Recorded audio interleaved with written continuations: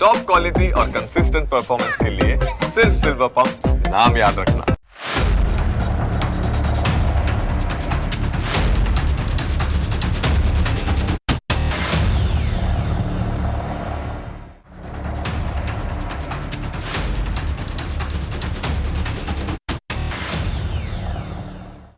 અમેરિકાના president Donald ટ્રમ્પે ભારતની આર્થિક પ્રગતિને ધીમી પાડવા માટે ટેરિફ લાદવાની ઉપરા છાપરી જાહેરાત કરી. તેઓ ભૂલી ગયા છે કે આ નવું અને મજબૂત ભારત છે, ઝૂકેગા નહીં. હવે પીએમ મોદીની સરકારે ભારતની અર્થવ્યવસ્થાની સ્પીડ વધારવા માટે એક મોટો નિર્ણય કર્યો છે, જેનાથી તમને સીધો ફાયદો થવાનો છે. તમે એને દિવાળીનું એક્સ્ટ્રા બોનસ જ સમજજો. વાત જીએસટીની છે. અત્યારે 5%, 12%, 18% અને 28% એમ જીએસટીના 4 સ્લેબ છે. તમે કોઈ પણ વસ્તુ ખરીદો એટલે એના પર જીએસટી લાગે, એટલે કે તમે જ પરોક્ષ રીતે આ વેરો ભરો છો. હવે પીએમ મોદીની સરકાર જીએસટીમાં સુધારા કરવા જઈ રહી છે. સ્વાતંત્ર્ય પર્વ માટેના ભાષણમાં પીએમ મોદીએ એની જાહેરાત કરી હતી. તેમણે એને દિવાળી ગિફ્ટ ગણાવી. હવે સુધારા શું થવાના છે એની વાત કરીશું. હવે મુખ્યત્વે 2 સ્લેબ જ રહેવાના. એ સિવાય 40%નો એક સ્પેશિયલ સ્લેબ રહેશે. આ સ્પેશિયલ સ્લેબ માત્ર 7 વસ્તુ માટે છે, જેમાં એક વસ્તુ તમાકુ છે. તમાકુ પર એકંદરે વેરાનો બોજો 88% યથાવત રહેશે. એટલે જ તમાકુ ખાવાની આદત હોય તો એનાથી તમારી હેલ્થ અને વેલ્થ બંનેને નુકસાન છે. હવે તમે ચોખ્ખો ફાયદો શું છે એની વાત કરીશું. અત્યારે 28% સ્લેબમાં રહેલી 90% વસ્તુઓને 18% સ્લેબમાં મૂકવામાં આવી શકે છે. બીજી તરફ 12% સ્લેબમાં રહેલી 99% વસ્તુઓને 5% સ્લેબમાં મૂકવામાં આવી શકે છે. વસ્તુઓ પરનો આ વેરો ઘટશે એટલે તમારે એના માટે ઓછી કિંમત ચૂકવવી પડશે, જેનાથી તમને જ સીધો ફાયદો છે. એટલે જ આગામી સમયમાં ઘણી બધી વસ્તુઓ સસ્તી થવાની છે. અત્યાર સુધી એસી, ફ્રીજ અને બીજી ઇલેક્ટ્રોનિક વસ્તુઓ પર 28% જીએસટી લાદવામાં આવતો હતો. હવે એને ઘટાડીને 18% કરવામાં આવી શકે છે, જેનો સીધો અર્થ એ છે કે તમને ફાયદો થશે. 40,000 રૂપિયાના ફ્રીજની કિંમત હવે 4,000 રૂપિયા સુધી ઘટી શકે છે. ઘર બનાવવા માટે સૌથી જરૂરી વસ્તુ સિમેન્ટ છે, જેના પર અત્યાર સુધીમાં 28% ટેક્સ લાદવામાં આવતો હતો. હવે એને ઘટાડીને 18% કરવામાં આવી શકે છે, જેનાથી શક્ય છે કે ઘર બનાવવાનો ખર્ચ ઘટી જાય, જેના કારણે સામાન્ય લોકો પોતાના સપનાનું ઘર વસાવી શકે. ઘર પછી ઓટોમોબાઈલ સેક્ટર વિશે વાત કરીશું.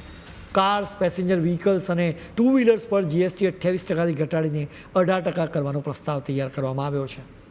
આપણે સીધું ગણિત જોઈએ તો એનાથી વાહનો 10% સસ્તા થશે. અત્યારે પેસેન્જર વ્હીકલ્સ પર 28% જીએસટી લાગે છે.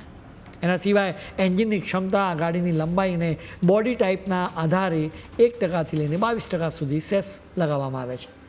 આ રીતે જોવા જઈએ તો કેટલાક વાહનો ઉપર કુલ ટેક્સ 50% સુધી પહોંચી જાય છે. બીજી તરફ ઇલેક્ટ્રિક કારો પર અત્યારે માત્ર 5% જીએસટી છે, એના પર કોઈ સેસ લાદવામાં આવતો નથી. 2 વ્હીલર્સની વાત કરીએ તો 350 સીસી સુધીની એન્જિન ક્ષમતા ધરાવતા વાહનો પર કોઈ સેસ નથી, જ્યારે 350 સીસીથી વધારે ક્ષમતા ધરાવતા વાહનો પર 3% સેસ લાદવામાં આવે છે. વાહનો સસ્તા થશે તો બીજી બાજુ વીમાનું પ્રીમિયમ પણ ઘટી શકે છે. હેલ્થ અને લાઈફ ઇન્સ્યોરન્સના પ્રીમિયમ પર અત્યારે 18% જીએસટી છે, જેને ઘટાડીને 5% કે કદાચ 0 કરવામાં આવી શકે છે. વીમા કંપનીઓ માની રહી છે કે એનાથી વધુને વધુ લોકો વીમા કવચ મેળવશે. સરકાર આપણા દેશના અનેક લોકોની ખરાબ આદતો છોડાવવા માંગે છે. એટલા માટે જ તમાકુ સિવાય ઓનલાઈન ગેમિંગ પર પણ મેક્સિમમ 40% જીએસટી લાદવામાં આવી શકે છે. આખી દુનિયામાં ચિંતા વ્યક્ત કરવામાં આવી રહી છે કે ઓનલાઈન ગેમિંગના કારણે લોકોના માનસિક આરોગ્ય પર જોરદાર અસર થઈ રહી છે. ઘીની વાત કરીએ તો માની લો કે ઘીના 1 લીટરના પેકેટની કિંમત 675 રૂપિયા છે. અત્યારે એના પર 12% જીએસટી લાદવામાં આવે છે.